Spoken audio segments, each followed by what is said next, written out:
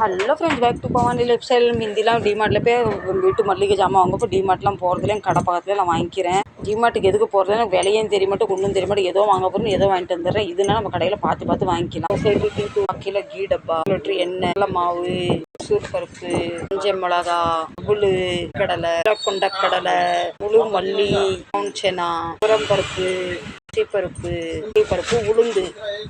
இது கொஞ்சம் கூடுதலாக வாங்கிட்டேன். சோப்பு இது 2 ரூபா ஒன்று. பெருசு டப்பா வாங்கி போட்டுட்டு பைசா வேஸ்ட் பண்ணுறதுக்கு எப்பப்போ தலையை குளிக்கும் அப்போ 2 வாங்கிப்பேன். பாஸ்மதி ரைஸ், இட்லி போடுறதுக்கு இட்லி ரைஸ் பச்சரிசி வாங்கியிருக்கேன். நாங்கள் எப்போவுமே பச்சரிசி தான் இட்லிக்கு யூஸ் பண்ணுவோம். இந்த வீடு நிறைய பிள்ளைங்க இருந்தாங்க.